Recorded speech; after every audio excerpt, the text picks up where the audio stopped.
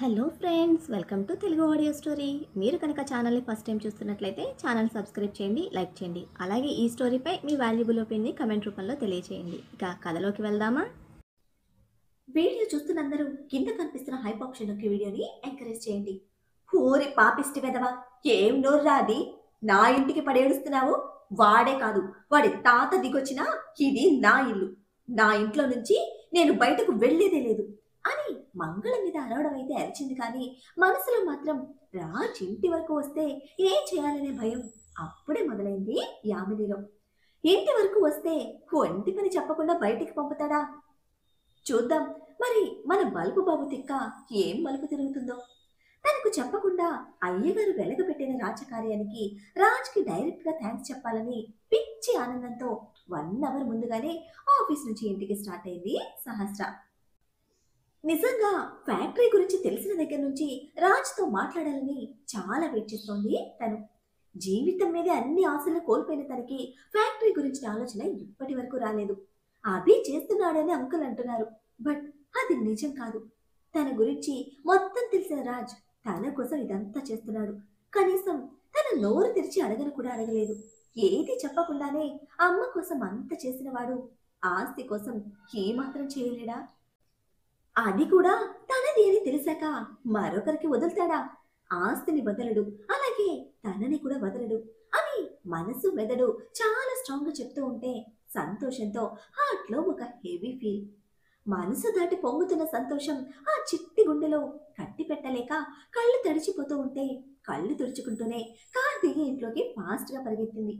రాజుని చూడాలన్న ఆరాటంతో గుమ్మం చేరుతూ ఉండగానే మసాలా స్మెల్ ముక్కుకి తాకి రాజ్ అని అరుస్తూ రెట్టించిన ఉత్సాహంతో లోపలికి అడుగుపెట్టిన సహస్ర, సారింకా రాలేదక్క అని వినిపించిన తరం గొంతుకి అటు వెళ్ళి వాడిని హత్తుకుని, నువ్వెప్పుడొచ్చావు అంది వాడిని మళ్ళీ చూస్తున్న హ్యాపీనెస్ తో. ఆఫ్టర్నూన్ వచ్చానక్క, 15 డేస్ బ్రేక్ కదా, సార్ కోసం స్పెషల్ గా ఏదైనా చేయాలనిపించింది అంటున్న తరణ్ ముఖంలో మిస్సింగ్ ఫీలింగ్. నువ్వు లేక మీ సార్ నాన్ వెజ్ కంప్లీట్ గా మిస్ అయ్యారు, ఇక డైలీ చేసి పెట్టుకో అంటుంటే వెళ్ళిపోవాలి అన్నాడు అంతలోనే డల్ గా మారిన ఫేస్ తో. డౌట్ గా చూసింది. ఎక్కడికి వెళ్తావు అంటూ. దూరం అవసరం, అది రాజ్ డెసిషన్. దాని గురించి డిస్కషన్ పెడితే దూరం చేరుకోలేనంత పెరుగుతోంది. సెమ్ ఎగ్జామ్ స్టార్ట్ అయ్యాక ఇక్కడ నుంచి కాలేజ్ చాలా డిస్టెన్స్, అందుకే ఇంట్లోనే ఉంటాను అని మళ్ళీ ప్రశ్నించలేని విధంగా మేనేజ్ చేశాడు తరుణ్. ఎగ్జామ్స్ అయిపోయాక వచ్చే అని తల చెరిపి, స్టార్ట్ చేసావా అని అడిగితే మసాలా పట్టించాను అనడంతో 2 మినిట్స్ అని పరిగెత్తింది. సహస్ర వచ్చేలోపు వెళ్ళిపోవాలనుకున్నాడు, బట్ సహస్ర ఎర్లీగా వచ్చింది. ఆమెకి ఫోన్ చేసి అడిగాడు, అక్క చాలా హ్యాపీగా ఉంది, ఇప్పుడు చెప్పనా అని.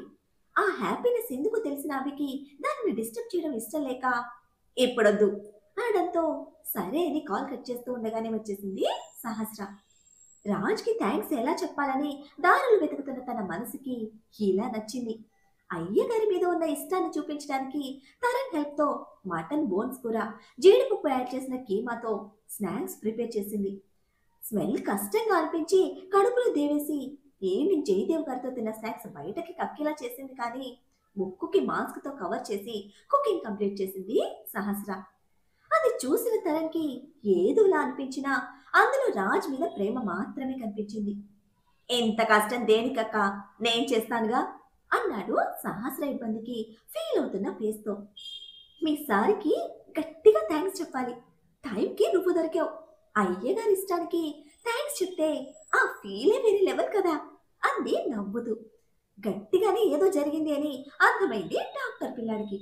హ్యాండ్స్ వాష్ చేసుకుని కాఫీ కల్పిస్తే థ్యాంక్స్ చెప్పి తీసుకున్న తరంలో నాన్ వెజ్ రెసిపీ సీక్రెట్స్ చెప్పమని బుక్ తీసుకొని కూర్చుంది సహస్ర.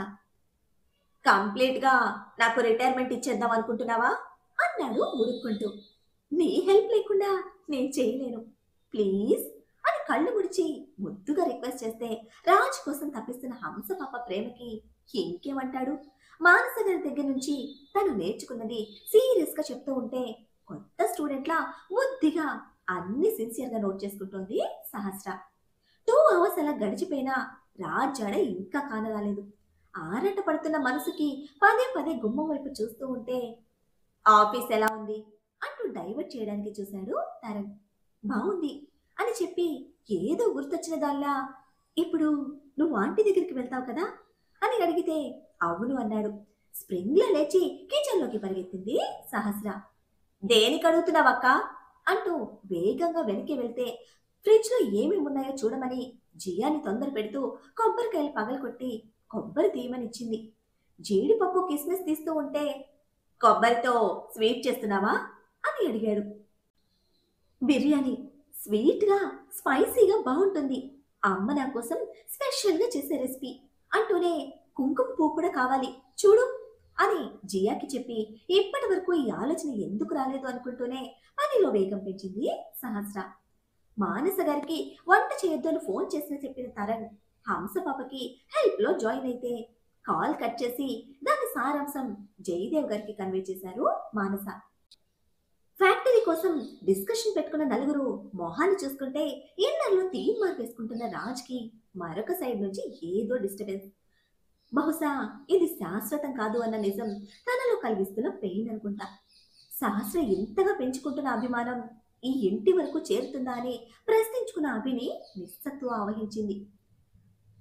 ఫ్యూచర్ ఏదైనా సరే ఫస్ట్ తనకంటూ ఒక ఫ్యామిలీ ఉంటుంది, బట్ తను వెళ్లే వరకు ఏది సహస్రకు తెలియకూడదు అన్న రాడ్ డెసిషన్ మాత్రం మూర్ఖంగా అనిపిస్తోంది అభినవ్కి. రేపు ఆఫీస్కి వచ్చి కలుస్తాను అంకుల్ అని అభినవ్ గుడ్ నైట్ చెప్పడానికి ప్రిపేర్ అవుతూ ఉంటే తినేసి వెళ్ళు అన్నారు మానస. సహస్ర ఇష్టంగా పంపే ఫుడ్ అందరితో కలిసి తినడం తన వల్ల కాదు. ఆ డిస్కషన్లో తను పార్టిసిపేట్ చేయలేడు. రాజ్కి ఉన్నంత టాలెంట్ తనకి లేదు. క్లయింట్ని కలవాలంటే ఇంటికి వెళ్ళి తింటాను అని అబద్ధం చెప్పి స్టార్ట్ అయితే కోపాన్ని కట్టడి చేస్తున్న అభి హెవీ ఫీల్కి షోల్డర్ పట్టి నేను కంపెనీ ఇస్తా అంటూ లాయర్ సాబ్తో జాయిన్ అయ్యాడు మన బలుపు బాబు కూడా. ఈ మధ్య ఎక్కువగా అభితోనే ఉంటున్నాడు. సహస్రతో ఏమైనా క్లోజ్నెస్ పెరుగుతుందా అని ఆశపడుతున్న మనసుతో అనుమానంగా అడిగారు మానస. పట్టుమని నెల రోజులు కూడా లేదు మానస, ఇంకా పెళ్లి ఆలోచన వదిలే అని మందలింపుగా జయదేవ్ గారు చెప్తే ఒక్క రోజున్న చాలండి, ఆయన చాలా గొప్పవారు, పెళ్లితో మార్పు వస్తుందని చెప్పారు, నాకు నమ్మకం ఉందండి అని పంత పట్టినట్టే చెప్పారు. సహస్ర ఇప్పటి వరకు ఏ సంతోషం చూడలేదు, చాలా కష్టాలు పడింది. అభి అన్ని ప్రయత్నాలు చేస్తున్నాడు, మ్యాజిస్ట్రేట్తో కూడా మాట్లాడుతున్నాడు. యోగేంద్ర కేసెస్ వాపస్ తీసుకుంటే మన వాడికి ఉరిశిక్ష తప్పుతుంది. ఆవేశంతో చేసిన హత్య అని జీవిత ఖైదు వేస్తారు. ఏదైనా సరే వాడిని మనతో ఉంచుకోవడానికి మనం విశ్వ ప్రయత్నాలు చేద్దాం. కానీ సహాయం కోరి వచ్చిన ఆడపిల్లకి జీవిత ఖైదు పడ్డ ఒక హంతకుణ్ణి పెళ్లి చేసుకొని మిగతా జీవితం కూడా భయపడుతూ బ్రతకమని అడగడం భావ్యం కాదు మానస. సహస్ర అదృష్టం కలిసొచ్చి వాడికి ఉరిశిక్ష తప్పి అన్నీ మారినా జరిగిన తప్పు చెరిగిపోదు. వాడికి జైలు శిక్ష తప్పదు. అన్ని ప్రేమలకు దూరమై ఇప్పటి వరకు కన్నీళ్లతోనే బ్రతికిన సహస్ర ఇక మీదటన్నా సంతోషంగా ఉండాలి. ఒక ఆడపిల్ల కన్నీటితో మన ఇంటి కళ తప్పింది. ఇప్పుడు మరో ఆడపిల్లకి అదే కన్నీరు మిగల్చటం నాకిష్టం లేదు అని జయదేవ్ గారు తేల్చి చెప్తే ఉగ్గబట్టిన దుఃఖంతో మానస్ గారి మొహం పాలిపోయింది. నెమ్మదిగా భర్త చేతిని చుట్టేసి భుజానికి తల అంచిన ఆమె కళ్ళ వెంబడి సన్నగా జారుతున్నాయి కన్నీళ్లు. జ్యోతిష్యులు చెప్పినట్టు కాలమే రూపం మార్చుకొని మన వాడి కోసం అదృష్టమై వెతుక్కుంటూ వస్తే తప్ప మన చేతిలో ఏదీ లేదు. ఆ పైవాడి మీద భారం వేసి మన ప్రయత్నం మనం చేద్దాం, ధైర్యంగా ఉండు అని భార్యని ఊరడిస్తున్న ఆయన గుండెల్లో కూడా భయంతో నిండిన అలసట. పగపట్టిన పామైనా కరుణిస్తుంది కానీ ప్రాణానికి ప్రాణమని పంతానికి కూర్చున్న యోగేంద్ర కేసు వాపస్ తీసుకుంటాడని నమ్మకం కొంచెం కూడా లేదు జయదేవ్ గారిలో. అయినా కొడుకు ప్రాణం కోసం ఇక కాళ్ల బేరానికి సిద్ధపడ్డారు. తండ్రి ఆలోచన రాజ్కి తెలియకుండా ఉంటుందా? మామగారి పుట్టినరోజుకి ఏదో ప్లాన్ చేశాడుగా, చూద్దాం. కొబ్బరి పాలతో కుక్ చేసిన బాస్మతి రైస్ చక్కగా దమ్ కోసం ఇత్తడి కడాయిలో అడ్జస్ట్ చేసి ఫ్రై చేసిన కాజు ఆనియన్తో పాటుగా పాలు మిక్స్ చేసిన కుంకుమ పువ్వు చిలకరిస్తూ ఉంటే ఇది కాశ్మీరీ దమ్ బిర్యానీ అన్నాడు తరుణ్ స్మెల్కి లొట్టలేస్తూ. చిన్న స్మైల్తో మూత మీద వెయిట్ పెట్టి పక్కనే క్రీమ్ స్ట్రక్చర్లో మసాలా పట్టించిన గుత్తి వంకాయలు ఇంకా ఫ్రై చేసిన పన్నీర్ యాడ్ చేస్తూ దీన్నేమంటారు అని అడిగింది. నువ్వు వంకాయలు వాడుతున్నావు, మేము చికెన్ ఆర్ ప్రాన్స్ వాడతాము. But malai heavy fat, sir ఎక్కువ ప్రిఫర్ చేయరు అని అయ్యగారి spring body healthy secrets reveal చేస్తే, మరి పర్వాలేదు 1 అవర్ ఎక్స్ట్రా జిమ్ చేస్తాడులే అని పెదవి విరిచి కుకింగ్ కంప్లీట్ చేసింది. ఫైనల్ గా టేస్ట్ చెక్ చేసి పర్ఫెక్ట్ అనుకోవడమే ఆలస్యం. హాట్ ప్యాక్ ప్రిపేర్ చేసి వేడిగా తీసుకుని వెళ్ళమని తరంని తొందర పెట్టింది సహస్ర. సార్ని చూడను కూడా చూడలేదు అని హంసపాప స్పీడ్కి అలిగి మూతి బిగించాడు తరణ్. నేను వీడియో కాల్ చేస్తాను వెళ్ళు అని తరమడంతో ఇక కార్ స్టార్ట్ చేసి పరుగులు పెట్టించాడు. టైం చూస్తే 8 దాటుతుంది. డిషెస్ అన్ని డైనింగ్ టేబుల్ మీద సర్ది జియాకి వెళ్ళిపోమ్మని చెప్పి ఫ్రెష్ అవ్వడానికి పైకి వెళ్ళింది. ఇంటి వరకు వచ్చినా సైలెంట్ గానే ఉన్నాడు అభి. చెల్లెలి కోసం ఎంత కష్టపడి క్రెడిట్ కొట్టేశావు కదా, తినేసి వెళ్ళు అని అభి సైలెన్స్ బ్రేక్ చేస్తూ లోపలికి లాక్కొచ్చాడు రాజ్. అభిని ఎక్స్పెక్ట్ చేయని సహస్ర శారీలో ఉన్న తనని చూసుకుంటూ స్టెప్స్ మీదే ఆగిపోయింది. మెత్తటి బ్లాక్ షిఫాన్ శారీని సింగిల్ స్టెప్ మీద కట్టింది. మువ్వల సవ్వడికి తిరిగి చూసిన రాజ్ పెదవి బిగించి కళ్ళతోనే కొరుకు తింటున్నాడు హంసపాప అందాన్ని. అన్నయ్యని తీసుకొస్తున్నప్పుడు ఫోన్ చేసి చెప్పచ్చుగా అని మూతి బిగించి పరుగున పైకి వెళ్ళిన సహస్ర మళ్ళీ 10 నిమిషాలకి సేమ్ శారీని పద్ధతిగా కట్టుకొని వస్తూ ఉంటే ఐబ్రోస్ ముడివేసి హంసపాపని ఇష్టంగా ఎంజాయ్ చేస్తున్నాడు రాజ్. ఏంటన్నయ్య సడన్ విజిట్ అని ఫార్మల్ గా పలకరించి ఇద్దరికి ప్లేట్స్ పెడుతూ ఉంటే, నువ్వు వచ్చినందుకు ఫీల్ అవుతోంది మామా పో అని అభి షోల్డర్ పొడిచి వెక్కిరిస్తున్నాడు రాజ్. నీ అంత సెల్ఫిష్ కాదురా నా చెల్లి అని అయ్యగారి వెటకారానికి కసిరి, నువ్వు కూడా కూర్చోరా కలిసి తిందాం అని సహస్ర చేయి పట్టుకోవడంతో అభి సైడ్ కూర్చుంది రాజ్ని వగరు చూపులు చూస్తూ. విజిల్ వేసుకుంటూ సర్వ్ చేసుకోవడానికి గరిట పట్టుకుంటే లాక్కొని చేత కాని వాటిలో చేతులు పెట్టమాకు అని గదిమి ముగ్గురికి అభినే సర్వ్ చేశాడు. నాన్ వెజ్ టేస్ట్ లో డిఫరెన్స్ గమనిస్తూ తరం చేతి వంట అలవాటున్న ఇద్దరు ఒకేసారి సహస్రం చూస్తే, ట్రై చేశాను బాగలేదా అని డౌట్ గా అడిగింది. పండితుల పిల్ల నీచు ముట్టుకోవడం అది ఎవరి కోసం? వెంటనే తనకు నెక్స్ట్ సైడ్ ఉన్న రాజుని చూశాడు అభి. నాన్ వెజ్ కన్నా వెజ్ బాగుంది, ఫస్ట్ టైం ఈ రెసిపీ తింటున్నా, రియల్లీ సో టేస్టీ అని జెన్యూన్ కాంప్లిమెంట్ ఇచ్చి మధ్యలో కోపాన్ని కంట్రోల్ చేస్తున్న అభిని ఇగ్నోర్ చేస్తూ మళ్ళీ ఫుడ్ మీద కాన్సన్ట్రేట్ చేశాడు రాజ్. థ్యాంక్స్ చెప్పి మూడ్ చేంజ్ అయిన అభిని చూస్తూ, నీకు నచ్చలేదా అన్నయ్య అని అడిగింది సహస్ర. లేదురా చాలా బాగున్నాయి, స్టడీస్తో పాటు ఇవన్నీ ఎలా నేర్చుకున్నావు అని తనని డైవర్ట్ చేసుకుంటూ అడిగితే, అమ్మ సంవత్సరానికి ఒకసారి వచ్చేది, మళ్ళీ అమ్మ వచ్చే వరకు అమ్మ తినిపించి వెళ్ళిన రుచి కోసం ట్రై చేసేదాన్ని. అలా వంటల్లో అమ్మ ప్రేమ వెతుక్కుంటూ కుకింగ్ హాబీ అయిపోయింది అని నవ్వుతూ చెప్పింది. ఇద్దరు వాళ్ళ మాటల్లో పడిపోతే వాళ్ళని డిస్టర్బ్ చేయకుండా సైలెంట్ గా హంసపాప వండిన ప్రతి ఫుడ్ తో కడుపు నింపుకుంటున్నాడు రాజ్. డిన్నర్ కంప్లీట్ చేసి అవి స్టార్ట్ అయితే, లేట్ అయింది ఇక్కడే ఉండొచ్చు కదా అని అడిగింది సహస్ర. లేదురా వెళ్ళాలి అంటే, ప్లీజ్ అన్నయ్య అంటూ రిక్వెస్ట్ చేస్తూ ఉంటే పళ్ళు బిగించి అన్న చెల్లెల్ని 2 నిమిషాలు అబ్జర్వ్ చేసిన రాజ్, వాడి పంచ ప్రాణాలు ఆ ఇంటిలోనే ఉన్నాయి, ఇంటికి వెళ్తేనే వాడికి నిద్రొస్తోంది అంటే నవ్వి గుడ్ నైట్ చెప్పింది. సోఫాలో అడ్డంగా పడుకొని కామిక్స్ చదువుతున్న అయ్యగారిని సీరియస్ గా చూస్తూ సహస్రకు గుడ్ నైట్ చెప్పి వెళ్ళిపోయాడు అభి. ఏంటి కొత్తగా అంది ఫ్యాషన్ వీక్ వదిలేసి కామిక్స్ మీద పడ్డ బల్పు బాబుని వింతగా చూస్తూ. దగ్గరికి వచ్చింది సహస్ర. డోంట్ నో ఏంటి కొత్తగా అని కామిక్స్ కంటిన్యూ చేస్తూ ఎదురు ప్రశ్నించాడు.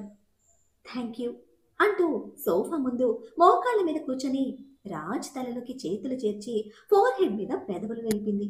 ఎంతకీ తనని వదలని పెదవుల ప్రేమకి ఫోన్ పక్కన పెడుతూ కళ్ళు పక్కకి తిప్పి, ఫుడ్ సరిపోలేదా అన్నాడు చిన్న గొంతుతో వెక్కిరింపుగా.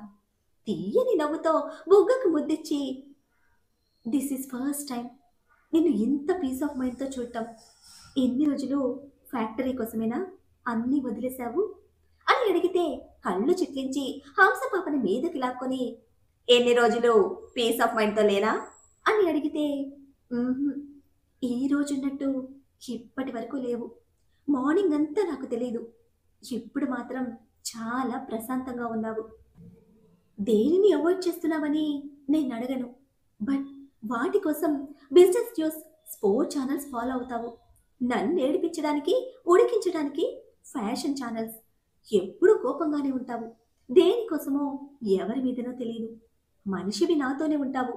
బట్ నీ బ్రెయిన్ 100% వర్క్ మీద ఉంటుంది. ఈ రోజున్నట్టు ఇప్పటి వరకు లేవు. అని మొత్తం లిస్ట్ చెప్తూ ఉంటే తనని అంత డీప్‌గా చదివేసిన హంసపాప బుగ్గలు నొక్కిపెట్టి, ఫైనల్‌గా సోంబేరంటున్నావు అని కార్నర్ చేస్తూ ఉంటే ముక్కు పట్టుకుని పీకి, నువ్వు సోంబేరివేంట్రా? సోగ్గాడివి నువ్వు. ఒక టైంలో ఫీలయ్యాను. వర్క్ మొత్తం నా మీద పడేసి నువ్వు బేవస్‌గా తిరుగుతున్నావని. బట్ బ్యాక్‌గ్రౌండ్‌లో నువ్వు చేస్తున్న హార్డ్ వర్క్ అండ్ దాని రిజల్ట్ ఈరోజే మీ డ్యాడీ చెప్తే తెలిసింది అంటుంటే, ఫ్యాక్టరీ నేను కొనుక్కున్నాను. నీకోసం ఏమీ చేయలేదు అన్నాడు స్థిరంగా. అది వింటున్న సహస్ర ఫీలింగ్స్‌లో ఎటువంటి చేంజ్ లేదు. ఫ్యాక్టరీ మీద, ఆస్తుల మీద, వారసత్వం మీద ఎటువంటి కోరిక లేదు తనకి. ఫ్యాక్టరీ గురించి చెప్పిన జయదేవ్ గారు అది ఎవరి పేరు మీద ఉన్నది చెప్పలేదు. అదంతా ఇప్పుడు తనకి అవసరం కూడా లేదు. ఆ తల్లిదండ్రుల కడుపున పుట్టడమే చాలా గొప్పగా భావిస్తుంది. తన తల్లిదండ్రుల కష్టం, తరతరాల ప్రతిష్ట సమర్థుల చేతిలోకి చేరింది. ఇప్పుడు ఉన్నదల్లా ఒక్కటే కోరిక, రాజ్ని తన జీవితంలో నిలుపుకోవటం. ఈ మాట పైకి చెప్పినా ఒప్పుకొని అయ్యగారికి ఆ మాట చెప్పి ఫోర్ హెడ్ మీద ఫోర్ హెడ్ నిలిపిన సహస్ర కళ్ళలో స్వచ్ఛత, బయటకు చెప్పలేని ఆ ప్రేమ తన కళ్ళలో కనిపిస్తూ ఉంటే ఆ ఫీలింగ్స్ ని అవాయిడ్ చేస్తూ, దేనికోసమేనా తెల్లటి హంస సోకుల్ని నల్లటి చీరలో ఎక్స్పోజ్ చేస్తున్నావు అని కవ్విస్తూ ఉంటే బదులుగా మునిపంటితో బుగ్గ మీద ఆన్సర్ ఇచ్చి కిందకు జారి గుండెల మీద తల పెట్టుకొని, I love you Raj, good night అని కళ్ళు మూసుకుంది సహస్ర. ఇక డిస్టర్బ్ చేయలేదు రాజ్. ఏది చెప్పకుండానే తనని అంతగా అర్థం చేసుకున్న హంసపాప చుట్టూ సున్నితంగా చేతులు చుట్టేసి కళ్ళు మూసుకున్నాడు. నెక్స్ట్ డే సహస్ర ఆఫీస్కి వెళ్ళిపోతే రాజ్ మానస గారిని హోంలో ఉన్న పిల్లల దగ్గరికి తీసుకొచ్చాడు. ఇక కళ్ళు తెరవలేని జ్వరంతో ఆఫీస్కి ఎగనామం పెట్టాడు ముఖేష్. కొడుకు దుస్థితికి కడుపు మండిపోతూ, ఎలా అయినా దానిని కలవాలి, దానికి కొన్ని నిజాలు తెలిసేలా చేయాలి, ఏదో ఒకటి చేసి సహస్ర గురించి తెలుసుకో అని మంగళం మీద ఎగిరింది యామిని. ఆ రోజు యోగేందర్ పుట్టినరోజు. చెప్పినట్టుగానే జయదేవ్ మానస గారిని స్వయంగా రాజ్ సుజిత గారి దగ్గరికి తీసుకొచ్చాడు. డోర్ తీసి ఎదురుగా ఉన్న వాళ్ళని నమ్మలేనట్టు చూసిన సుజిత గారి చేతులు పట్టుకొని, ఎలా ఉన్నావు వదినా అని కన్నీళ్లతో ఆప్యాయంగా పలకరించారు మానస. ఆ సిచ్యువేషన్ ఎలా తీసుకోవాలో తెలియని పరిస్థితికి కొన్ని నిమిషాలు ఆవిడికి మాటలు రాలేదు. కనీసం లోపలికి రమ్మని పిలవాలన్నా సెన్స్ కూడా లేదు సుజిత గారిలో. అందరిలో ఒకలాంటి ఇబ్బంది. ఎలా దానిని ఓవర్కమ్ చేయాలో తెలియని నిశ్శబ్దం. అత్తయ్య, ఈ రోజు మావయ్య పుట్టినరోజు కదా, మాకు ట్రీట్ లేదా అంటూ ఆ సిచ్యువేషన్లోని హార్డ్నెస్ ని బ్రేక్ చేస్తూ అందరినీ దాటుకుని లోపలికి వెళ్ళిపోయాడు రాజ్. కోపాన్ని చూపలేని అసహాయత, బాధను మించిన నిస్సహాయత. నిండు కుండల్లా మారిన కళ్ళు తుడుచుకుంటూ లోపలికి రప్పని పిలిచి వాళ్ళు కూర్చున్నాక వంటగదిలోకి వెళ్లారు సుజిత. ఎందుకొచ్చారో ఆవిడికి ఒక ఆలోచన ఉంది. అయితే కూతుర్ని చంపి ఈ రోజు తమ కన్నిటికి కారణమైన వాళ్ళ మీద కోపం చూపించడానికి బదులు ఓదార్పు కోరుకుంటున్న మనసుకి మళ్ళీ వాళ్ళ ముందుకు రాలేకపోయారు సుజిత. సంవత్సరాల తర్వాత మళ్ళీ కాలు పెట్టిన మామగారిల్లు. మొత్తం తిరిగి చూస్తున్నాడు రాజ్. అప్పటిలా కళ లేదు, సందడి లేదు, దర్పము లేదు. పనివాళ్ళు కూడా పెద్దగా లేక బోసిపోయిన ఇంటిని శ్మశాన నిశ్శబ్దం ఆవహించినట్టుగా ఉంది. విషితకు ఎంతో ఇష్టమైన పూల తీగ మొక్కలతో నిండిపోయిన గార్డెన్ చూస్తూ అక్కడే కూర్చున్నాడు రాజ్. కాసేపు సుజిత గారి కోసం చూసిన మానస గారు ఇక ఉండబట్టలేక కిచెన్లోకి వచ్చి కాఫీ కలుపుతూ, వదినా అని సుజిత గారి అనుమతి కోసం చూడకుండా పాలు తీసి స్టవ్ మీద పెట్టారు. భారమైన నిశ్శబ్దంలో పొంగుతున్న పాల శబ్దం కూడా భయానకంగా వినిపిస్తూ ఉంటే స్టవ్ ఆఫ్ చేసిన శబ్దానికి ఉలిక్కిపడి కళ్ళు మూసుకున్న సుజిత గారు, ఎలా వచ్చారు అని గొంతు నిండా చేరిన దుఃఖంతో ప్రశ్నించారు. మరి సుజిత గారి మాట గద్గదమవుతున్న గొంతులోని భావానికి అర్థం ఎలా వచ్చారనా, మళ్ళీ ఎందుకు వచ్చారనా? ఇప్పుడు మానస గారు ఆమెకి ఏం బదులివ్వనున్నారు? రాజ్పై కేసు వెనక్కి తీసుకోమని అర్థిస్తారా? అందుకు ఆ తల్లి మనసు ఒప్పుకుంటుందా? రాజ్ ఊరి నుంచి తప్పించుకోగలుగుతాడా? తప్పించేదెవరు? ఏం జరుగుతుందో తెలియాలంటే నెక్స్ట్ ఎపిసోడ్ని ఫాలో చేయండి. అలానే ఈ ఎపిసోడ్ని లైక్ చేయడం మాత్రం మర్చిపోకండి. Bye friends.